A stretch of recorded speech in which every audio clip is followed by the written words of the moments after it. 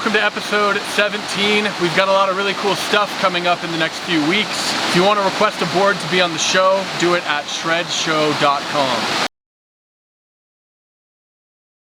Hello and welcome to Shred Show. I am your host, Chris Crow, and this is the internet's most stoked surfboard show, where we put passion in the air and inhale it like resin fumes until the stoke just saturates our soul. Shout out to Anthony McCullough. You emailed us and asked us to talk about the Monsta by Proctor Surfboards. Also want to give a shout out to Drink Bluebird. You are the subscriber video of the day. You uploaded a super groovy, cruisy video of Byron Bay in Australia, and I'm going to link that up in the info for this video. If this is your first time watching Shred Show, we talk about surfboards. If you like the video, click like. If you really like the video, click favorite. And if you like it enough to say hello, do so in the comments below or on Twitter at Chris Grow. I get a lot of questions about the dumpster diver and the neckbeard by Channel Islands, and my reply is always really similar. If you want to go really fast on a wave and just pump down the face of the wave, cut back, pump down the face of the wave, air, pump down the face of the wave, hit the lip, then that's what that kind of a board is good for. The interesting thing about the Monsta by Proctor is this board is designed for similar waves, but the tail is much different than those surfboards. This tail is wider than a normal shortboard tail, but it's not so wide that it's just going to push you and make you miss sections of waves. This tail width is designed to keep in mind the importance of those little nuggety sections that come up in every wave that we surf. And the point of having a tail that's this width is it gives us a little bit more volume, so it helps push us and propel us forward. But it's not so thick that it makes us speed past all those really good sections. The width of this tail is designed to keep you at pace with the pocket of the wave so that you don't miss sections. That equates to a board like this giving you a lot more options than a board that has a really wide, super fat, chopped off tail. The interesting thing about the Monsta is that it is their Titanium 2 technology. If you've seen our episode on the G4E Plus by Proctor, you know why there's such an interesting grid system on the deck of this board. You know about the special epoxy construction that this board has, and I'm going to link up that video to the G4E Plus in the info for this video as well. I feel inspired to talk about the rocker of this board. This board actually comes with 3 different rocker profiles.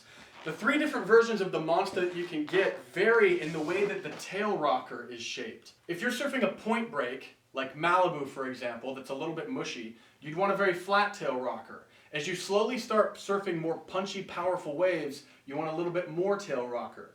So depending on the type of wave that you want to surf this board in, you would get different varying types of tail rocker. The rocker of the Monsta is continuous. Continuous rocker meaning it doesn't really happen in sections where there's a much more drastic tail rocker relative to the rocker in the center or relative to the nose rocker.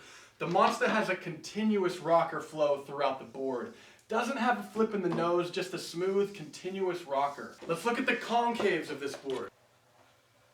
Very consistent depth of single concave running up to the first 2 fins. Why is that? Because if the depth varies throughout the length of a single concave, that's changing the way that the board is funneling water through the hull of the board up into the fins.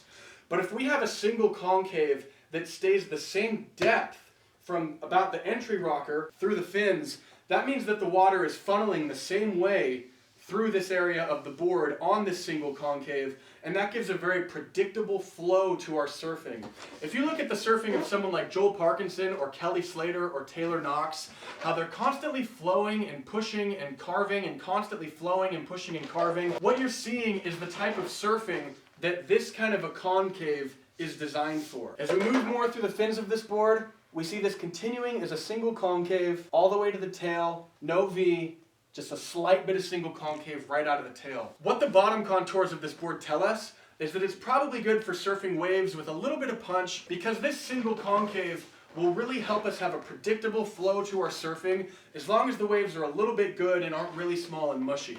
If the waves were smaller and mushier and weaker, we would want a board with maybe like a double concave through here, some V out the tail, something to loosen up the tail more. Looking at the outline of the Monsta, we can see that it's an elliptical outline, and we can see that it looks a little bit wider, not just in the tail, but a little bit wider maybe in the body, which will help this board plane a little better on waves that aren't really powerful and really good. I think this board would be really good for like a 4, 5, 6 foot day in California, 4, 5, 6 foot day at a beach break that isn't really heavy and barreling anywhere in the world.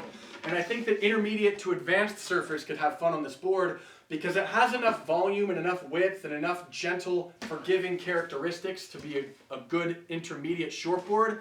But it also offers a lot of performance value, so you won't grow out of this board when you surf well.